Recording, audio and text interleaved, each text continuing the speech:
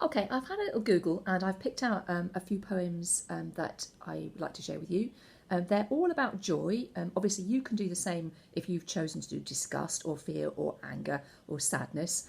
But hopefully, I'll give you some ideas about how to write haiku and some other forms that you might like to do for your own poem. This first one is by William Blake. It's simply called Joy. Joy and woe are woven fine, a clothing for the soul divine. Under every grief and pine runs a joy with silken twine. It is right it should be so. Man was made for joy and woe, and when this we rightly know, safely through the world we go. Okay, so this one does rhyme, yours doesn't have to, but also what I like about it is it's talking about the relationship between joy and woe, which means sorrow, that you can't really feel joyful unless you have some elements of sadness in your life. And if you think about Inside Out, that message comes across in there as well. So that's one theme that you might like to take up with your poem. The next one I've chosen is called Joy is a Bird.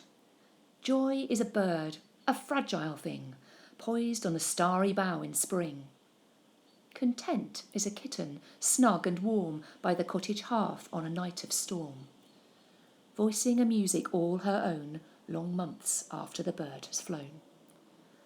Okay, so the first two verses here, the poet is talking to us about what she feels joy is most like. So she's suggesting that joy is like a bird sitting on a branch in spring and that it's quite fragile. Because she's saying it is a bird rather than it's like a bird, that makes it a metaphor rather than a simile. And slightly different from content, which is more like a kitten. So you might, if you looked up joy in a thesaurus, and that'd be a really good idea to go and do that, you might find content and happiness being there. And the poet here is suggesting they're slightly different, that joy is a bit more of a fragile thing, a momentary thing, whereas content is a longer lasting emotion. The last verse, I think, is saying that feeling of joy, though, can last much longer, and you can bring back that feeling of joy even after that whatever it was that brought you joy has long gone. So you can still call up that feeling. And again, those are some ideas that you might like to use in your poetry. This next one is a little bit different from the other two in that it doesn't rhyme, and it's talking about a particular moment that brought the poet or the person in the poem joy. Here we go. A scholar takes a room on the next street, the better to concentrate on his unending work, his word, his world. His grown children feel bereft. He comes and goes while they sleep. But at times it happens a son or daughter wakes in the dark and finds him sitting at the foot of the bed, in the old rocker, sleepless, in his old coat, gazing into invisible distance, but clearly there to protect, as he had always done. The child springs up and flings arms about him, presses a cheek to his temple, taking him by surprise, and exclaims, "Abba!" the old intimate name from the days of infancy. And the old scholar, the father, is deeply glad to be found. That's how it is, Lord, sometimes. You seek, and I find. If you look carefully at this poem, you'll notice it doesn't follow the normal rules about sentences and poems. So a sentence covers several different lines. I would suggest that when you're doing your poem, and actually for poetry generally speaking, it's much better read aloud. If you read a poem, you get a different idea from it to if you hear it spoken. That's partly why I'm reading these out to you now. I like the extra words they have put in to explain. So the old rock and old coat, I know it's repeating, but it gets the idea. And you can imagine him gazing into the invisible distance. And the joy that he's not normally seeing very much of his children, but so that moment when a child recognises him and flings their arms around him gives him a great deal of joy. Hopefully you might be able to use that in some of your poems. This last section covers haiku, and I've chosen a few to share with you. Just a reminder, a haiku is a Japanese poem.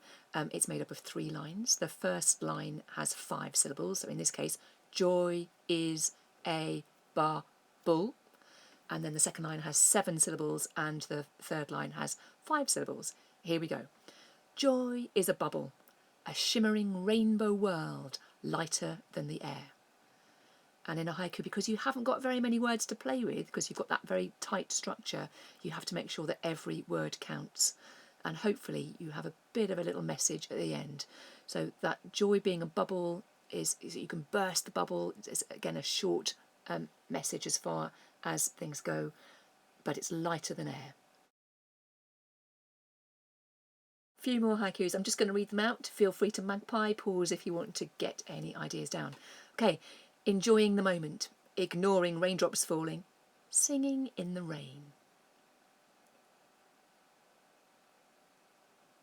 As the darkness fades, Monday's dawn moves to past tense. Potential awakes.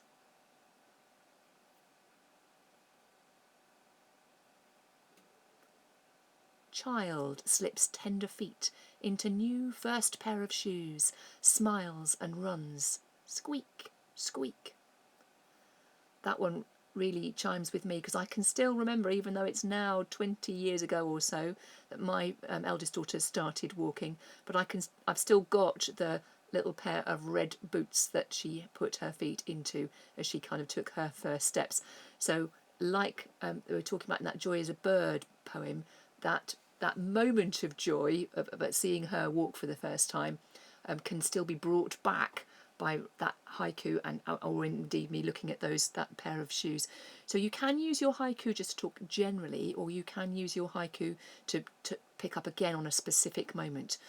Whatever way you do it, remember that format and enjoy your poems. Make sure that you send them in to us, or even better, record yourself reading it. Fantastic. See you soon. Bye.